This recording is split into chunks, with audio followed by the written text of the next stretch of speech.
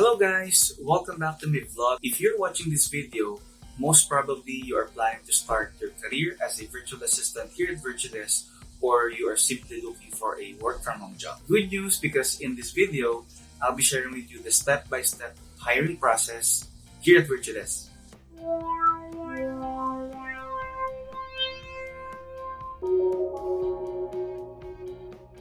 By the way, I'm Jerome and I've been working as a virtual assistant for 9 months already.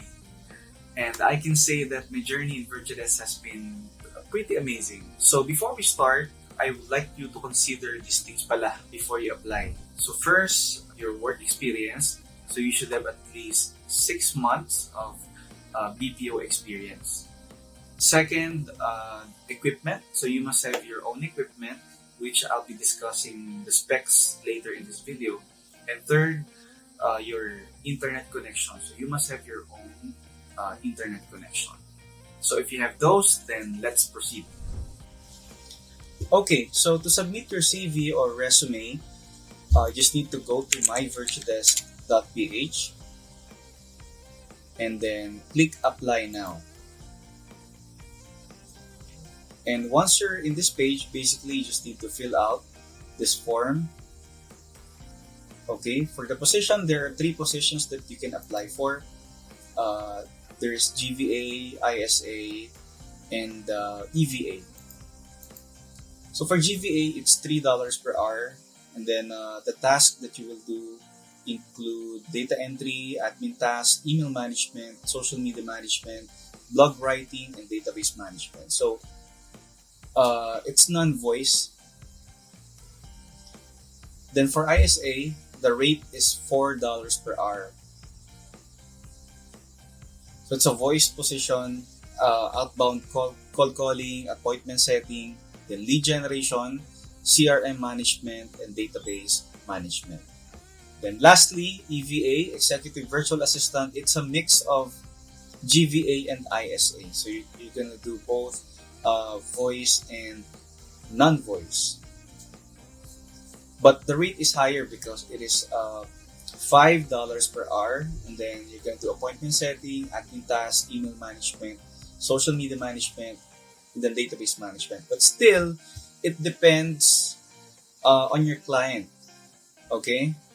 So the task that you will do still depend on your client.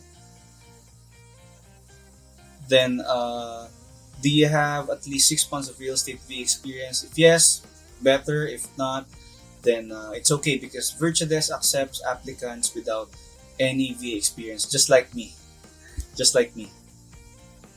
Okay, then resume, personal info. How did you hear about Virtudes? If you were referred by someone, then put the complete name, employment history.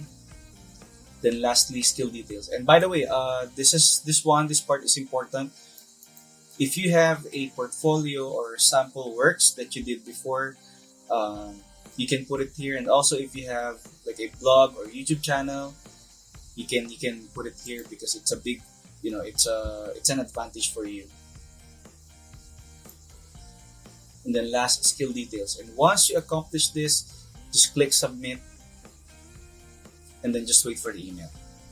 After submitting your application, you should receive an email within 24 to 48 hours for your initial interview. And for the initial interview, it's just like any other interviews. But of course, you have to do your assignment. So do a research, know about the company, know about the position you're applying for, and of course, show your selling point. Also, during the initial interview, there will be a live systems check. So both are almost the same with Windows and Mac, except of course sa operating system, Windows 10 and then Mac OS. So you need 2 fully functioning 64-bit desktop or laptop. So one for main computer and then one for backup. For the backup system, it doesn't mean that you own it. Kasi pwede namang sa kapatid mo, sa relative, sa friend, or sa neighbor, sa kapitbahay mo. So it's okay as long as it is always available when needed. And then your processor should be at least Intel Core i3 or higher. For AMD, I believe the equivalent is Ryzen 3 or higher. And then RAM, 4 gig, at least 4 gig for multitasking requirements. This is important because most of the time, there are lots of tabs open on your computer, your browser, the softwares, the video editing softwares, and lots of apps open at the same time. Then USB headset with noise cancelling feature.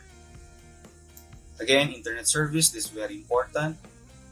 A main and backup. And then backup for power outage. So generator or UPS doesn't mean that you have to purchase it right away, as long as you have an alternative location that will work fine. And lastly, webcam with full HD. So after passing the initial interview, the next step is the assessment. So you'll be taking a personality and skill assessment.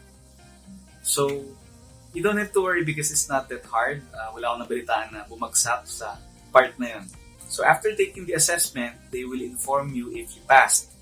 And after that, the next part is the final interview. And final interview, it's almost the same with the initial interview. However, if you did good with the initial interview, then you must give your best during the final interview, because that is the part where the interviewer will profile you if you're going to be a GVA, an ISA, or an EVA. So elaborate your skills and your work experience so that they could decide what is the best position for you. So after passing the final interview, congratulations, because you are almost there. So ilang steps na lang. And the next is yung pagsubmit ng requirements. Yan. And also the background checking pala. For the background checking, they require you to provide at least 3 direct supervisors or TL from your previous job. So they're very specific about that. And for the requirements naman, alam naman natin yun yung common na requirements, di ba? COE, Certificate of Employment, tapos school records like diploma, yan. Tapos mga government requirements like NBI, police clearance. So, it's very common. Alam niyo na yan. So, andito tayo sa exciting part, because once you've completed all the requirements, they will schedule you for your training na. And for GVA, it's a 5-day training. For ISA, it's 5 days as well. And for EVA, it's 10 days. And what I like about the training is paid siya. So yes, babayaran tayo sa training. And you will get the training allowance once you have your client already. Honest opinion with the training, it was overwhelming at first because, you know, there are lots of new information coming in. But you just have to enjoy the training and take it seriously at the same time, because that is the make or break part. You know, you are one step closer to getting your first client. So please, ipasa mo yung training. Okay, so this is the last and I think one of the most important steps of the hiring process. So ito na yung client interviews. Okay? So my tip is attend as many interviews as you can, because the more interviews you have, the more chances of getting your first client.